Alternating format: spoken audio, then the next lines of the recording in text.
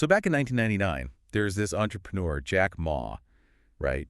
And he sat down to draft a business plan for his brand new company, Alibaba. Right, the early days. Yeah, exactly. But he didn't write, a standard 3-year projection or even like a 10-year roadmap. Which is what everyone does. Right. But he wrote a business plan for 102 years. It's just wild to even conceptualize that. It really is. Yeah. And the specific number wasn't a joke either. Founding the company in 1999 meant a 102-year lifespan would actually allow Alibaba to operate across 3 different centuries. Oh, wow. Yeah. It was just this massive statement of permanent intent. And I think it highlights this really fascinating question for you, the listener, today. Because we live in a world that is just entirely surrounded by instant gratification. Oh, completely. I mean, you can get a hot meal in 15 minutes or buy a stock with the tap of the thumb.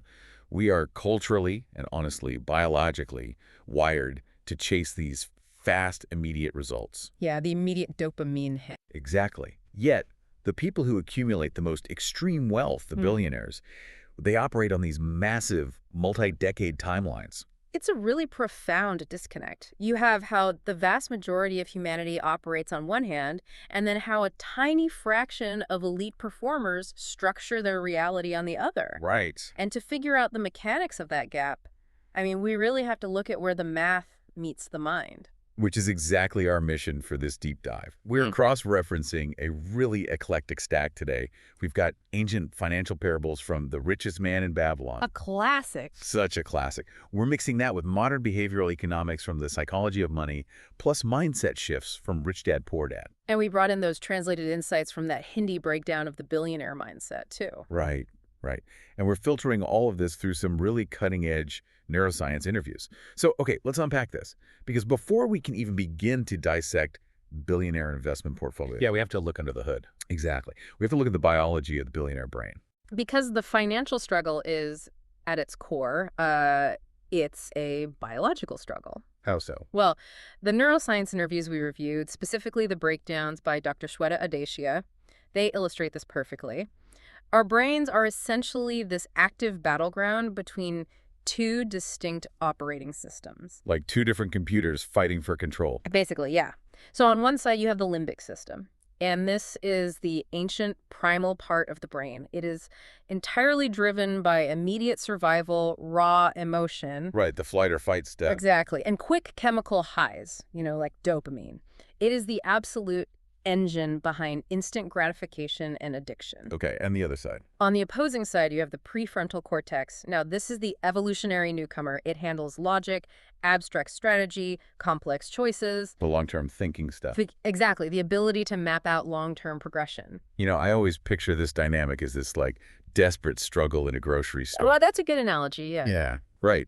Like, the limbic system is essentially a toddler having a complete meltdown in the candy aisle because they want sugar right this exact second. Give me the candy now. Exactly. And the prefrontal cortex is the exhausted parent trying to enforce a balanced diet for the sake of long-term health. Right, because the toddler doesn't care about tomorrow. Not at all. The toddler only cares about the dopamine hit right now, and the neuroscientists actually see this play out in brain scans of elite performers. Like, they can literally see the parent and toddler fighting. Basically, yes. Whether they are looking at top-tier NBA players or billionaires, their prefrontal cortex is highly engaged and balanced. It functions as this incredibly efficient regulator. Okay, but what happens to the average person? Well, when an average person faces sudden stress or temptation, they often suffer what's called an amygdala hijack. An amygdala hijack. That sounds intense. It is. The emotional limbic system physically overrides the logical prefrontal cortex. Think of a professional tennis player who misses a shot, completely loses their temper, and just smashes a racket into the court. Ah, so the toddler just grabbed the steering wheel? Precisely. The toddler is driving. But elite performers have trained their neural pathways to keep the parent in charge, maintaining focus on the macro objective even when the micro situation is deeply frustrating. Okay, but I want to push back on the application of this just a bit. Sure, go for it. Because telling people to just, be the parent, it sounds an awful lot like telling people to just have superhuman willpower. I can see why you'd say that. Right. Like, are these billionaires really just white-knuckling their way through decades of decisions, constantly fighting their inner toddler with sheer force of will? because relying on willpower alone is notoriously exhausting. It usually fails. Oh, it almost always fails. But willpower as a brute force mechanism is a massive myth. Yeah, it's not about grinding your teeth and resisting temptation through agony. And what's amazing is that the ancient text, The Richest Man in Babylon, actually touches on this centuries before we had fMRI machines. Oh, right, with the main character, Arkad. Right. Arcad defines it by saying, quote, willpower is but the unflinching purpose to carry a task you set for yourself to fulfillment. Unflinching purpose, so it's about clarity. Singular clarity, not constant struggle. But to get that clarity, you actually have to optimize the biological hardware. Meaning the brain itself. Yes. And Dr. Adechia's research highlights a specific physiological tool called the humming bee technique. Okay, when I saw this in the notes, I had to do a double take. We are talking about literal humming, correct? Literal humming. Yeah. That is just wild to me. I know, it sounds a bit out there. It involves this simple breathing exercise where you hum continuously on a long exhale, and it's typically done for just 3 to 4 rounds a day. That's it, just a few times a day. That's it. It sounds incredibly basic, but the physiological mechanism is just fascinating. The physical vibration and the controlled breath actually stimulate the nervous system Okay. and increase the production of gamma waves in the brain. Right. And gamma waves are the frequency associated with peak concentration, right? Like the flow state. They are. Gamma waves correlate with optimal brain efficiency and really high-level cognitive functioning. So when decision fatigue sets in... Which is when you're most vulnerable. Exactly. When your prefrontal cortex gets tired and you are most vulnerable to the toddler taking over, this technique acts as a chemical reset. Oh, wow. So you aren't using willpower to fight the toddler. No, not at all. The hum physically alters your brainwave state. It suppresses the limbic panic and restores prefrontal dominance. You are changing the environment of the brain so the toddler calms down naturally. That makes so much sense. It's a hardware optimization that makes the software run flawlessly. So if the hardware isn't optimized, you default back to your primal programming.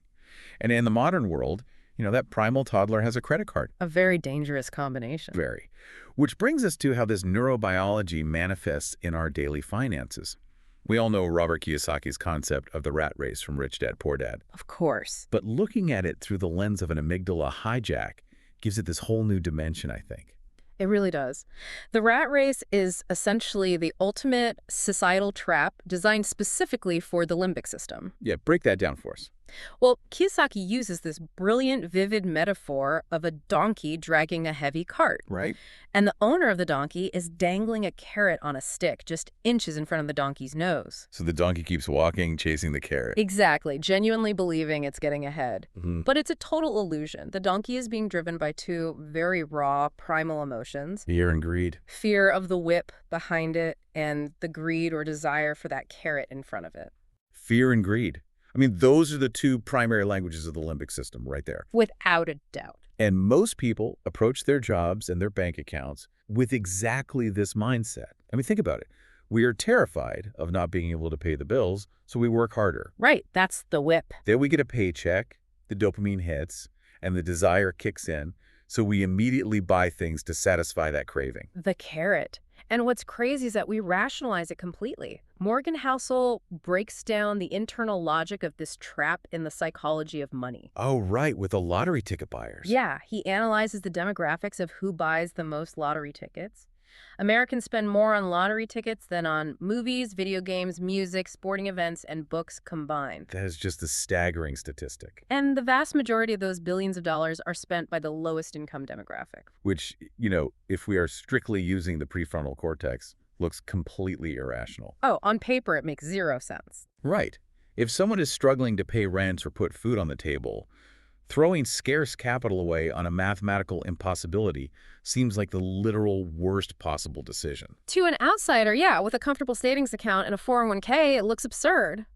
But Housel demands that we look at the psychological mechanism at play here. Okay, so put us in their shoes. Imagine living paycheck to paycheck. The idea of saving enough to send your kids to college or buy a home in a safe neighborhood, it feels mathematically impossible. Right, because every dollar is already spoken for. Exactly. So traditional financial advice about, compounding interest over 30 years.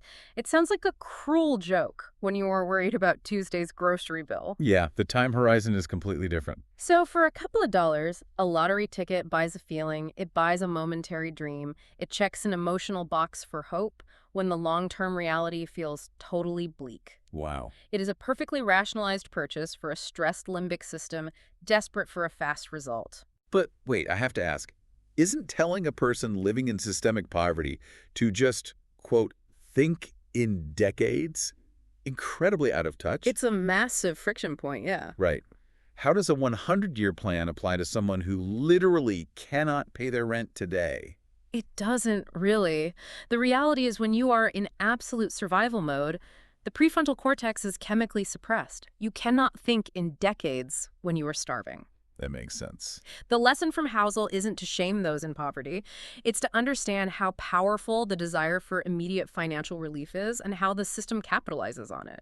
The lottery is essentially a tax on biological desperation. A tax on biological desperation. Wow. And before the middle-class listener gets too comfortable, we do the exact same thing. Oh, 100%. Just with a wealthier code of things. Right. The middle class might not be buying scratch-offs, but the second we get a promotion or a raise, the lifestyle creep begins. The infamous lifestyle creep. It's so real. We buy a bigger house in a nicer zip code. We lease a brand new, aggressively expensive car. Gotta keep up with the Joneses. Exactly. We upgrade our entire existence to conform to what we think success looks like to our peers. We convince ourselves we are buying assets, but as Kiyosaki rigorously points out, we're actually loading our balance sheets with liabilities. Because a bigger house means higher property taxes, right? Right. Higher utility bills, and the social pressure to fill it with more expensive furniture. Yeah. The income goes up, but the baseline expenses go right up with it. The cart simply gets heavier. And the donkey has to pull harder. We are just chasing a slightly more organic artisanal carrot. That's a great way to put it. Or still the donkey. So if the poor are trapped by the lottery illusion, and the middle class is trapped by the illusion of visible wealth, how do the ultra-wealthy actually break this cycle? Well, it turns out they completely redefine the concept of wealth itself. Here's where it gets really interesting. Yeah, they invert the societal definition. In The Psychology of Money, Housel introduces this framework that is just foundational to the billionaire mindset. He says, wealth is what you don't see. Wealth is what you don't see. Think about it. Society judges wealth by outward appearances because visible consumption is all we have access to, right? Sure, the luxury cars, the massive estates. The curated social media feeds. But true wealth is the money that is intentionally not spent.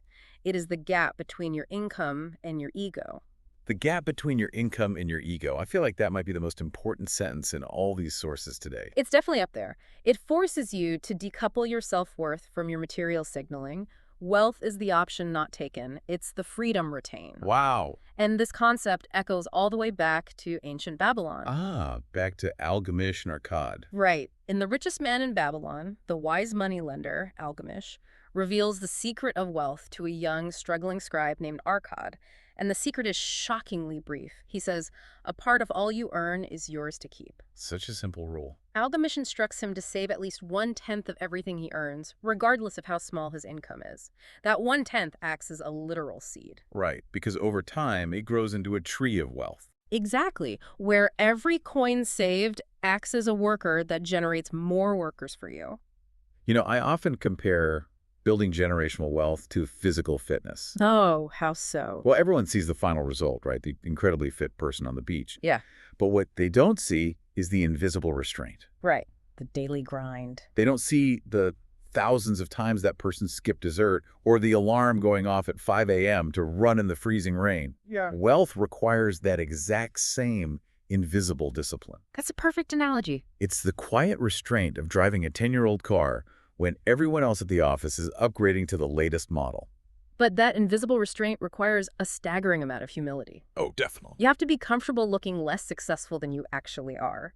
But it's not just about hoarding cash either. You have to fiercely protect the capital you manage to save. Because losing it sets you back years. Exactly. The sources highlight how easily bad advice can destroy years of discipline. In the Babylon parables, Akkad makes a massive mistake early on. The brickmaker, right? Yeah.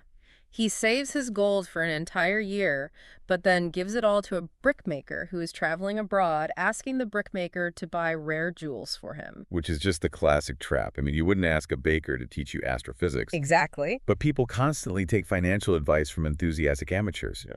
And Arkad's brickmaker buys pieces of glass thinking they are gems, and Arkad just loses a year of his life's work. And the modern equivalent happens every single day. Oh, everywhere. It's the middle-class professional who takes stock tips from their dentist or, sinks their life savings into a cryptocurrency because a celebrity tweeted about it. Right.